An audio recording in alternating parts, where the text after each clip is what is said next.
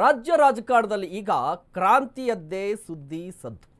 ಕಾಂಗ್ರೆಸ್ ಪಡೆಯಲು ಕೂಡ ಕ್ರಾಂತಿ ಆಗುತ್ತಂತೆ ಅಂತ ಹೇಳ್ತಾ ಇದ್ರು. ಬಟ್ ಈಗ ಬಿಜೆಪಿಯ ಸರದಿ ಕೂಡ ಹೌದು. ಬಿಜೆಪಿಯಲ್ಲೂ ಕೂಡ ಕ್ರಾಂತಿಯ ಸದ್ದಿದೆ. ಕಾಂಗ್ರೆಸ್ನಲ್ಲಿ ಮಾತ್ರ ಅಲ್ಲ, ಬಿಜೆಪಿಯಲ್ಲೂ ಕೂಡ ಕ್ರಾಂತಿ. ವಿಜಯೇಂದ್ರ ವಿರುದ್ಧ ಹೆಚ್ಚಾಗ್ತಾ ಇದೆ ಅಸಮಾಧಾನ. ಹಂಗಾಮಿ ಅಧ್ಯಕ್ಷರನ್ನೇ ಮುಂದುವರಿಸುವ ಪರಿಸ್ಥಿತಿ ಇದೆಯಾ? ವಿಜಯೇಂದ್ರ ಆಯ್ಕೆ ಆದ್ರಲ್ವಾ, ಅವತ್ತಿಂದಲೂ ಕೂಡ ಬಂಡಾಯ ಇದೆ. ವಿಜಯೇಂದ್ರ ಪಟ್ಟಕ್ಕೇರ್ತಾ ಇದ್ದಂತೆ ಅತೃಪ್ತಿ ತಾಂಡವಾಡ್ತು. ನವೆಂಬರ್ 10ಕ್ಕೆ ವಿಜಯೇಂದ್ರ ರಾಜ್ಯಾಧ್ಯಕ್ಷರಾಗಿ 1 ವರ್ಷ ಆಗುತ್ತೆ. ಏನಾದರೂ ಸಾಧನೆ ಮಾಡಿದ್ರಾ ಅಂತ ಹೇಳಿದ್ರೆ ಏನೂ ಸಾಧನೆ ಇಲ್ಲ ಅನ್ನೋದು ಒಂದಿಷ್ಟು ಆರೋಪ.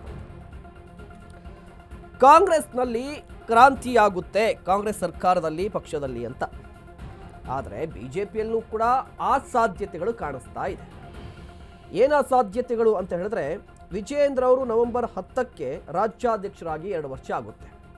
ಈ 2 ವರ್ಷದ ಅವಧಿಯಲ್ಲಿ ಪಕ್ಷ ಸಂಘಟನೆ ಮಾಡಿದ್ರಾ ಅಂತ ಹೇಳಿದ್ರೆ ಇಲ್ಲ. ಸಾಕಷ್ಟು ವೈಫಲ್ಯ ಇದೆ. 2 ವರ್ಷದಲ್ಲಿ ಅವರು ಏನೇನೂ ಮಾಡಿಲ್ಲ.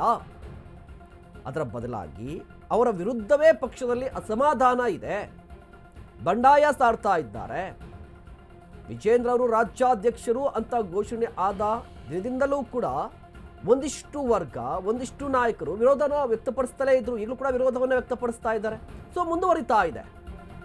ವಿಜಯೇಂದ್ರ ಅವರು ಕಂಪ್ಲೀಟ್ ಆಗಿ ಫೈಲೂರ್ ಆಗಿದ್ದಾರೆ ಅಂತ. ವಿಜಯೇಂದ್ರ ವಿರುದ್ಧ ರೆಬಲ್ಸ್, ತಟಸ್ಥ ಬಣ, ಒಂದಿಷ್ಟು ಸೀನಿಯರ್ ಲೀಡರ್ಸ್ ಕೂಡ ವಿರೋಧವನ್ನು ವ್ಯಕ್ತಪಡಿಸಿದ್ರು. ಯತ್ನಾಳ್ ಅವರನ್ನ ಉಚ್ಚಾಟನೆ ಮಾಡಿದ್ರು.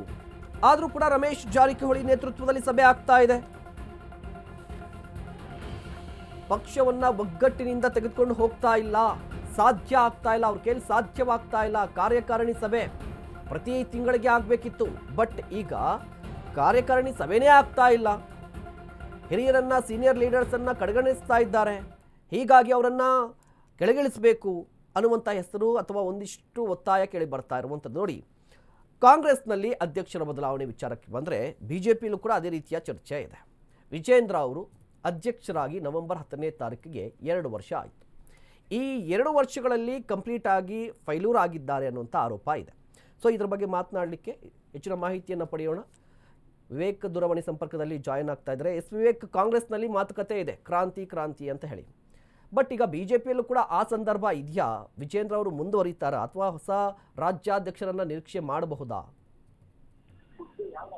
ಎಸ್ ಮಹೇಶ್, ಸದ್ಯ ಈಗ ರಾಜ್ಯದಲ್ಲಿ ಎಲ್ಲಾ ಕಡೆ ಕೂಡ ನವೆಂಬರ್ ಕ್ರಾಂತಿ ಎಂಬ ವಿಚಾರ ದೊಡ್ಡ ಮಟ್ಟದಲ್ಲೇ ಕೇಳಿ ಬರ್ತಾ ಇದೆ. ಅದರಲ್ಲೂ ಕೂಡ ಪ್ರಮುಖವಾಗಿ ಕಾಂಗ್ರೆಸ್ ಪಾಳ್ಯದಲ್ಲಿ ಕಾಂಗ್ರೆಸ್ ನವೆಂಬರ್ ಕ್ರಾಂತಿ ನಡೆಯುತ್ತೆ ಅನ್ನೋ ಒಂದು ವಿಚಾರ ಕೇಳಿ ಬರ್ತಾ ಇದ್ರೆ, ಒಂದು ಕಡೆ ಕಾಂಗ್ರೆಸ್ ನಾಯಕರು ಕೂಡ ಮತ್ತೆ ಪ್ರತಿಯಸ್ತ್ರವಾಗಿ ಬಿಜೆಪಿ ನಾಯಕರ ಮೇಲೆ ಕೂಡ ಆರೋಪ ಮಾಡೋದಕ್ಕೆ ಪ್ರಾರಂಭ ಮಾಡಿದ್ದಾರೆ. ಅಂದ್ರೆ ಬಿಜೆಪಿಯಲ್ಲಿ ನವೆಂಬರ್ ಕ್ರಾಂತಿ ನಡೆಯುತ್ತೆ, ಪ್ರಧಾನ ಮಂತ್ರಿ ಬದಲಾಗ್ತಾರೆ ಅಥವಾ ಇಲ್ಲಿ ಇರ್ತಕ್ಕಂಥ ವಿಪಕ್ಷ ನಾಯಕರು, ರಾಜ್ಯಾಧ್ಯಕ್ಷರು ಬದಲಾಗ್ತಾರೆ. ಈ ನಿಟ್ಟಿನಲ್ಲಿ ನಾವು ಬಿಜೆಪಿಯಲ್ಲೂ ಕೂಡ ನವೆಂಬರ್ ಕ್ರಾಂತಿ ಆಗುತ್ತೆ ಅಂತ ಒಂದ್ ಕಡೆ ಹೇಳ್ತಿದ್ರೆ, ಮತ್ತೆ ಇನ್ನೊಂದು ಕಡೆ ಈ ಬಾರಿಯ ನವೆಂಬರ್ 10ನೇ ತಾರೀಕು ಅಂದ್ರೆ ನವೆಂಬರ್ 10ನೇ ತಾರೀಕಿಗೆ ವಿಜಯೇಂದ್ರ ರಾಜ್ಯಾಧ್ಯಕ್ಷರಾಗಿ ಪರಿಪೂರ್ಣವಾಗಿ 2 ವರ್ಷ ಕೂಡ ಕಳೆದಿದ್ದಾರೆ. ಇಲ್ಲಿವರೆಗೂ ಕೂಡ ವಿಜಯೇಂದ್ರ ಅವರಿಗೆ ರಾಜ್ಯಾಧ್ಯಕ್ಷ 2 ವರ್ಷಗಳಿಂದ ಕೂಡ ಪೂರ್ಣ ಪ್ರಮಾಣ ರಾಜ್ಯ ಅಧ್ಯಕ್ಷರು ಅಂತ ಘೋಷಣೆಯನ್ನ ಮಾಡಿರ್ಲಿಲ್ಲ. ಈ ಬಾರಿ ಅಂದ್ರೆ ಈಗ ಏನಾದ್ರು ಮತ್ತೆ ಪರಿಪೂರ್ಣವಾಗಿ ಅವರೇ 3 ವರ್ಷಗಳ ಕಾಲ ರಾಜ್ಯಾಧ್ಯಕ್ಷರು ಅಂತ ಮರು ನೇಮಕಾತಿ ವಿಜಯೇಂದ್ರ ಮಾಡ್ತಾರ ಅನ್ನೋ ಒಂದು ಅಂಶಗಳು ಕೂಡ ಒಂದಿಷ್ಟು ಕೂಡ ಇದೆ. ಅದೇ ಸಂದರ್ಭದಲ್ಲಿ ಒಂದಿಷ್ಟು ಹಿನ್ನೆಲೆಯನ್ನ ಕೂಡ ನೋಡ್ತಾ ಹೋದ್ರೆ, ಈ 2 ವರ್ಷಗಳಲ್ಲಿ ಅವಧಿಯಲ್ಲಿ ಏನ್ ವಿಜಯೇಂದ್ರ ಅವರು ಕೆಲಸ ಮಾಡಿದ್ರೆ ಇದ್ರಲ್ಲೆಲ್ಲದರಲ್ಲೂ ಕೂಡ ಒಂದಿಷ್ಟು ವಿಚಾರಗಳಲ್ಲಿ ಪ್ರಮುಖವಾಗಿ ವಿಜಯೇಂದ್ರ ಅವರು ಫೈಲ್ಯೂರ್ ಆಗಿದ್ದಾರೆ. ಅಂದ್ರೆ ಹಿರಿಯರನ್ನ ಒಂದ್ ರೀತಿಯಾಗಿ ಅವರ ಒಟ್ಟಿಗೆ ಕರ್ಕೊಂಡು ಹೋಗೋಂತದ್ರಲ್ಲೂ ಕೂಡ ಫೈಲ್ಯೂರ್ ಆಗಿದ್ದಾರೆ. ಮತ್ತೆ ಪಕ್ಷ ಸಂಘಟನೆ ಕೂಡ ಮಾಡ್ತಿಲ್ಲ. ಮತ್ತೆ ಉಪಚುನಾವಣೆಗಳು ಎಲ್ಲೆಲ್ಲಿ ನಡೀತು ಆ ಎಲ್ಲಾ ಕಡೆ ಕೂಡ ಬಿಜೆಪಿ ಮತ್ತು ಜೆಡಿಎಸ್ ಮೈತ್ರಿ ಮಾಡ್ಕೊಂಡಿದ್ರು, ಅದನ್ನು ಸೋಲನ್ನಪ್ಪಿದ್ರು.